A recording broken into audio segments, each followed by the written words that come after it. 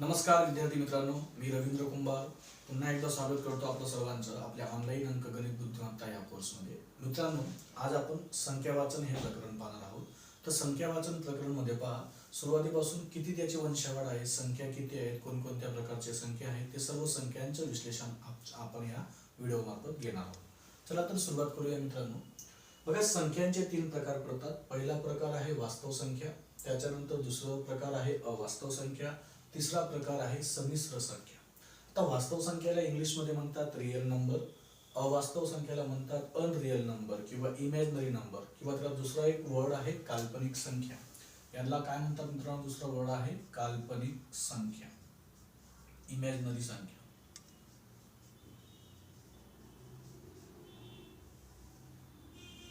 बरोबर। तिसरा प्रकार आहे संमिश्र संख्या। या सर्व प्रकार आपण व्यवस्थित पाहणार आहोत। पहिल्यांदा वंशावळ बघून घ्या। वास्तव संख्यांचे दोन प्रकार पडतात, परिमेय संख्या, अपरिमेय संख्या। त्यात परिमेयला म्हणतात रॅशनल नंबर, अपरिमेयला म्हणतात इरॅशनल नंबर्स। ओके। त्याच्यात परिमेय संख्येचे दोन प्रकार पडतात मित्रांनो, पूर्णांक आणि दुसरा आहे अपूर्णांक। तर पूर्णांक मीन्स इंटिजर्स, अपूर्णांक मीन्स फ्रॅक्शन। तर ठीक आहे, पूर्णांकाचे तीन प्रकार पडतात, एक धन संख्या, ऋण संख्या आणि शून्य संख्या, positive numbers, negative numbers and zero numbers. त्याच्यानंतर धन संख्यांची हे वंशावळ आहे।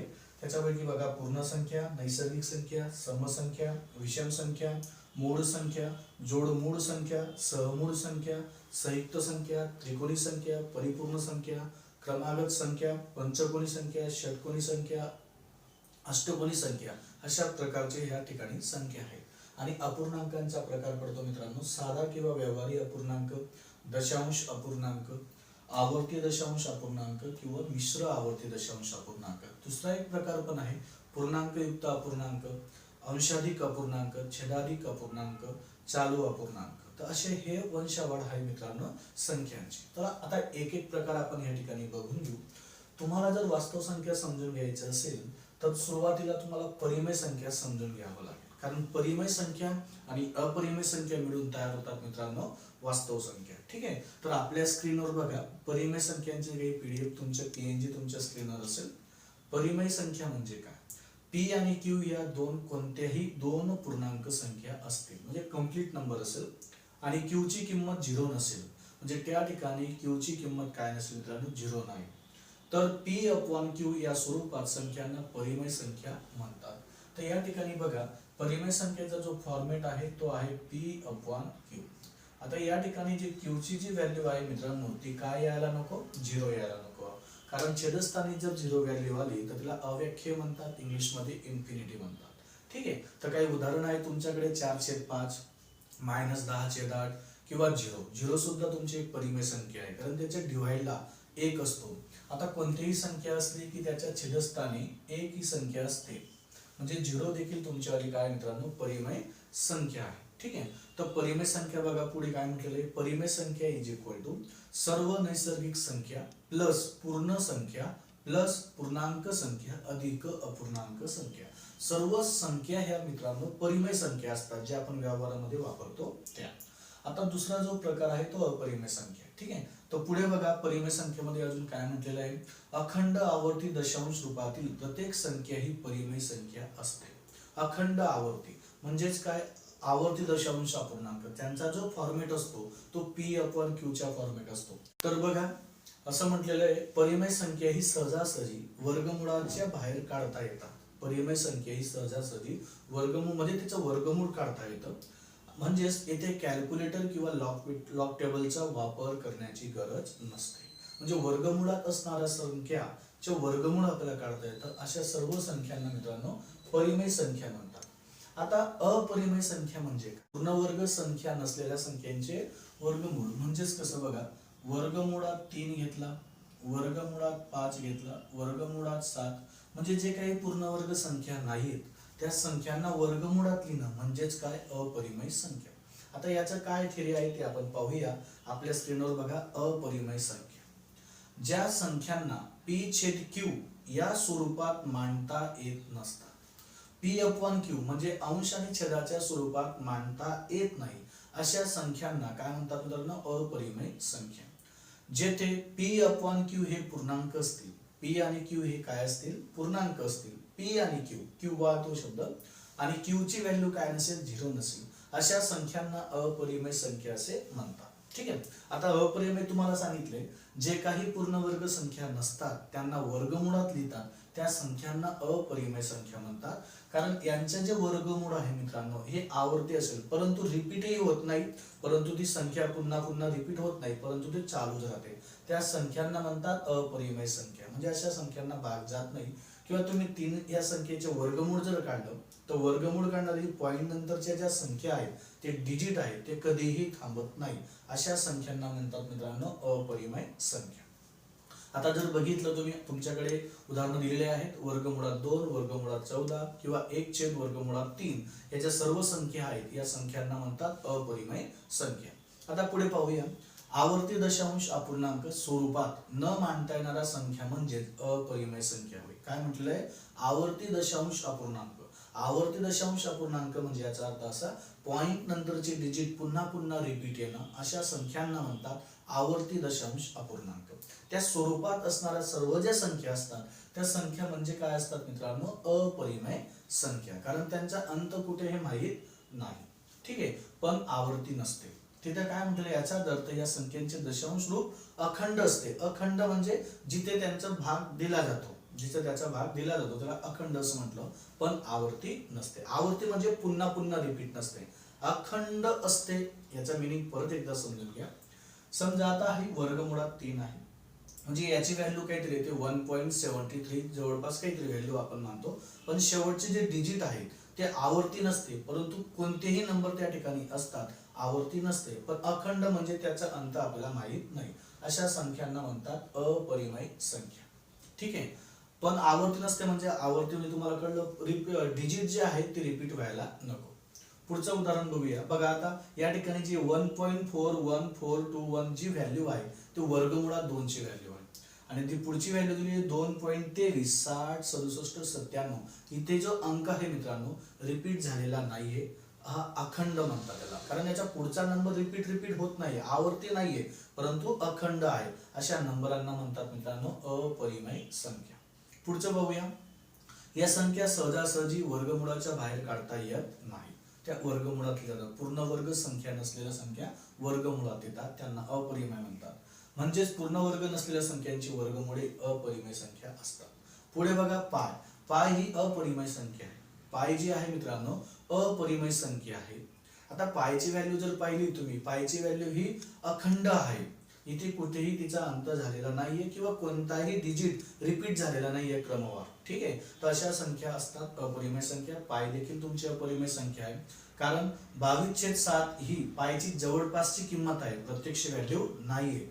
पायची व्हॅल्यू आपण 3.14 घेतो किंवा त्या जवळपास 22/7 घेतो, ती प्रत्यक्ष व्हॅल्यू नाही. ठीक आहे, तर अशा पद्धतीने मित्रांनो तुम्हाला अपरिमेय संख्यांबाबतीत माहित असेल. आता पुढचा टॉपिक आहे पूर्णांक. पुढचं बघूया मित्रांनो, पूर्णांक बघण्या अगोदर मी तुम्हाला सांगितलेलं होतं की परिमेय संख्या आणि अपरिमेय संख्या जर समजून घ्यायचं असेल तर तुम्हाला वास्तव संख्या समजली. ठीक आहे, जिथे परिमेय संख्यांचा आणि अपरिमेय संख्यांचा अभ्यास केला जातो त्या दोघी संख्यांना काय म्हणतात मित्रांनो, वास्तव संख्या. आता आपल्याकडे परिमेय संख्या आपण समजून घेतलं, त्याच्यानंतर अपरिमेय संख्या देखील आपण समजून घेतलंय. या दोघी संख्या म्हणजेच कोणत्या संख्या मित्रांनो, वास्तव संख्या. याला इंग्लिश मध्ये म्हणतात रिअल नंबर, यांना म्हणतात रॅशनल नंबर, आणि अपरिमेयला म्हणतात इरॅशनल नंबर्स. ठीक आहे, आता वास्तव संख्या बघा आपल्या स्क्रीनवर. परिमेय संख्या व अपरिमेय संख्या यांना मिळून तयार होणाऱ्या संख्यांना वास्तव संख्या असे म्हणतात. Real number is equal to rational plus irrational. ठीक आहे, उदाहरणार्थ 1/3 वर्गमुळात 16. आता 1/3 तुमच्याकडे आवर्ती दशांश अपूर्णांक आहे, परंतु तिला आपण अखंड आहे.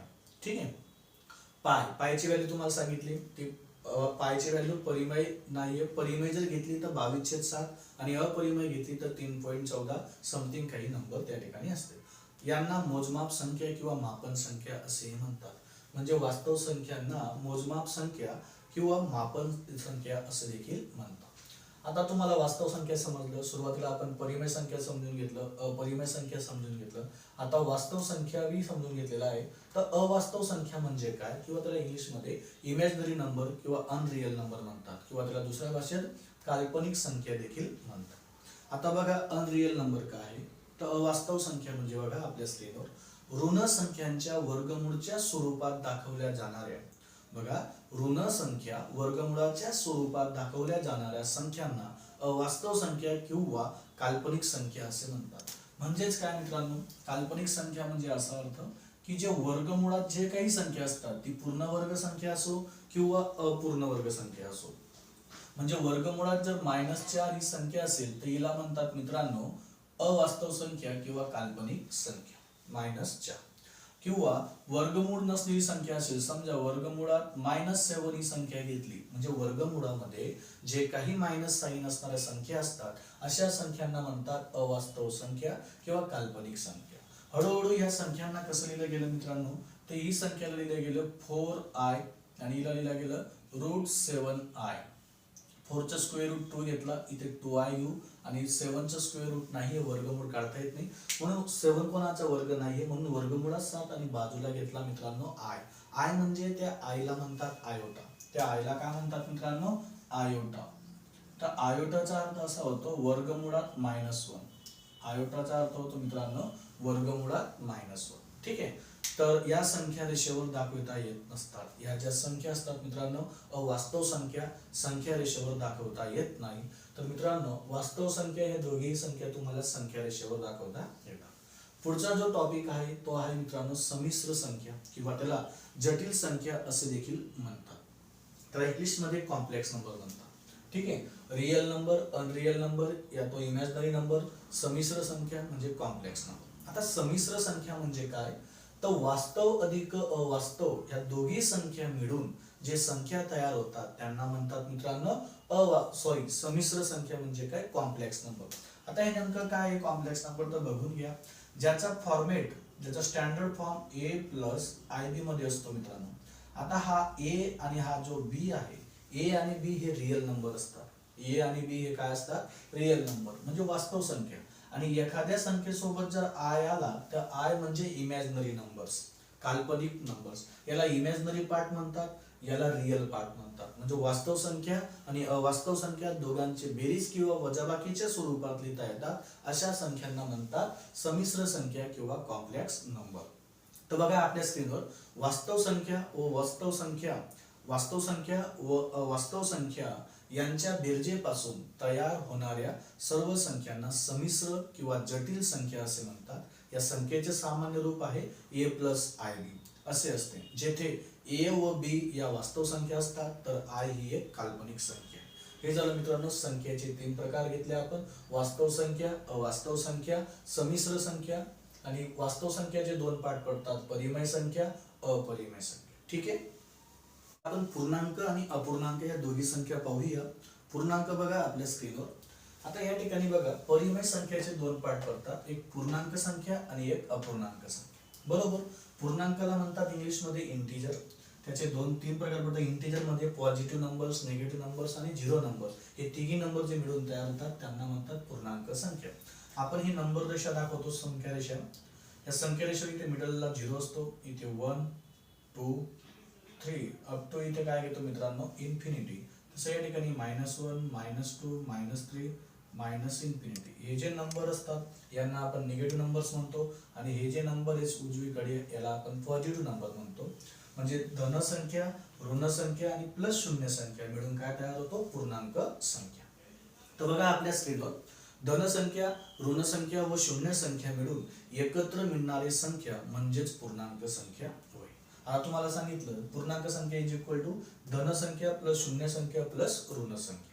त्याच्यानंतर शून्य हा मध्यवर्ती बिंदू आहे. संख्या रेषेवर शून्य हा मध्यवर्ती बिंदू असतो. सर्वात लहान धन पूर्णांक संख्या 1 आहे. सर्वात लहान धन पूर्णांक संख्या 1 आहे. त्याच्यानंतर सर्वात मोठी पूर्णांक संख्या सांगता येत नाही. शून्य हा धन पूर्णांकही नसतो आणि ऋण पूर्णांकही नसतो. ठीक आहे. तर शून्य ही जी संख्या आहे पॉझिटिव्ह नंबरही नसतो आणि निगेटिव्ह नंबरही देखील नसतो. कोणत्याही पूर्णांक संख्यांची बेरीज, वजाबाकी किंवा गुणाकार पूर्णांक संख्याच असते. ठीक आहे. पुढचा पॉइंट बघूया. संख्या रेषेवर डावीकडे संख्यांची किंमत कमी होत जाते तर उजवीकडे संख्यांची किंमत वाढत जाते. लक्षात घ्या जसा जसा इकडे नंबर वाढत जातो तसतशी याची किंमत कमी होत जाते आणि इकडे उजवीकडे जसजसे नंबर वाढत जातात तसतशी त्याची किंमत देखील वाढत जाते. ठीक आहे. कोणत्याही पूर्णांक संख्येला 1 हा छेद असतोच. म्हणजे कोणतीही संख्या असली, समजा आता आपल्याकडे 3 ही संख्या आहे, याचा जो छेद असेल तो काय असेल मित्रांनो, 1 असतो म्हणजे असतो.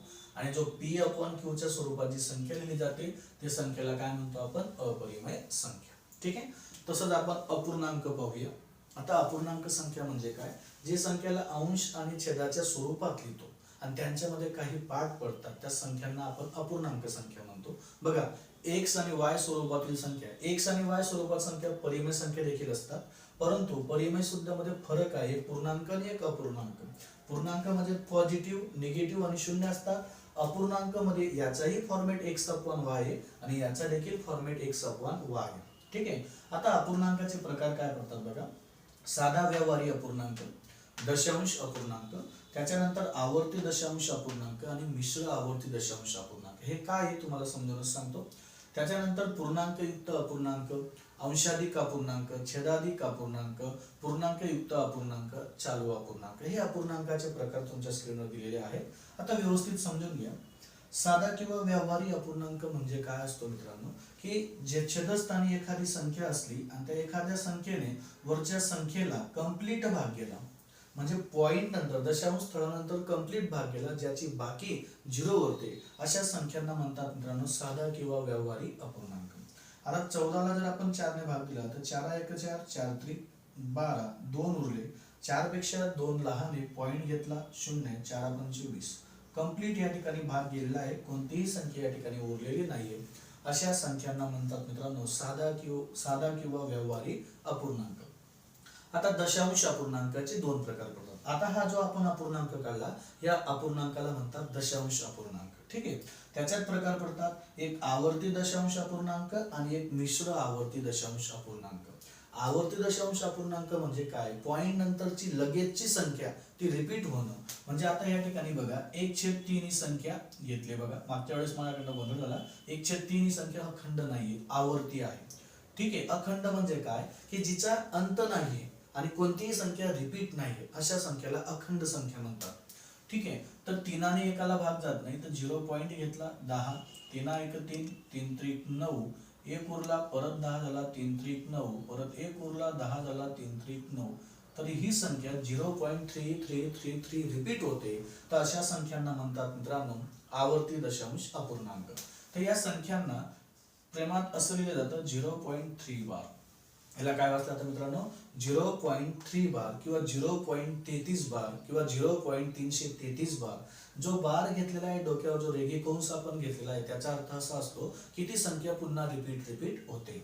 ठीक आहे. आता मिश्र आवर्ती दशांश अपूर्णांक म्हणजे काय, तर मिश्र आवर्ती बघा, पॉइंट नंतरची संख्या. आता पॉइंट नंतरची संख्या इथे 0.34 आणि 5 5 5. आता या ठिकाणी बघा कोणता अंक रिपीट होतोय मित्रांनो, दशांश नंतर एखादा संख्या वेगळा आहे ना आणि त्याच्या नंतरची संख्या ही पुन्हा रिपीट होणं. तर अशा संख्यांना म्हणतात मित्रांनो मिश्र आवर्ती दशांश अपूर्णांक. जो अंक रिपीट होत आहे त्याच्या डोक्यावर आपण बार घेतला, त्याला म्हणतात मिश्र आवर्ती दशांश अपूर्णांक. आता पुढचा प्रकार पडतो पूर्णांक युक्त अपूर्णांक. आता पूर्णांक युक्त अपूर्णांक कसा असतो, जर आपण बघा 3.1/4 त्याला म्हणतात मित्रांनो पूर्णांक युक्त अपूर्णांक. एक अंक हा पूर्ण आहे, दुसरा अंक अपूर्ण आहे, तर जोडून तयार झाला पूर्णांक युक्त अपूर्णांक.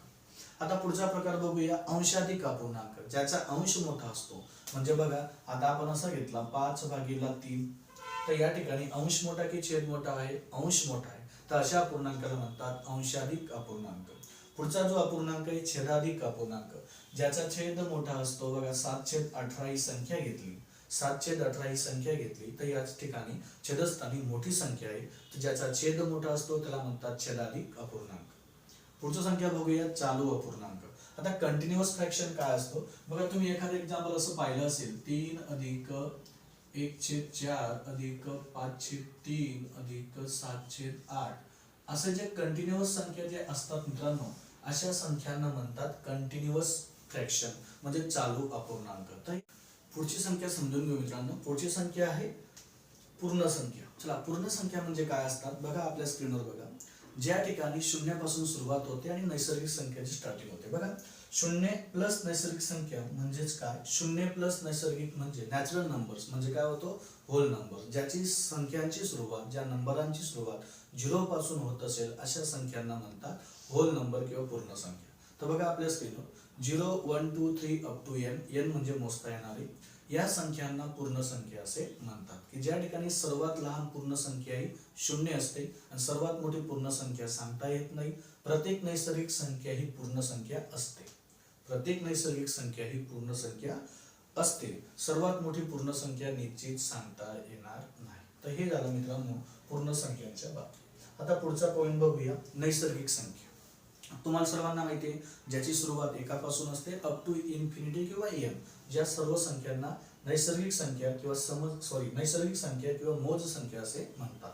बघा आपल्या स्क्रीनवर नॅचरल नंबर्स, तो 1 2 3 4 अप टू n या सर्व संख्यांना नैसर्गिक संख्या किंवा मोज संख्या असे म्हणतात.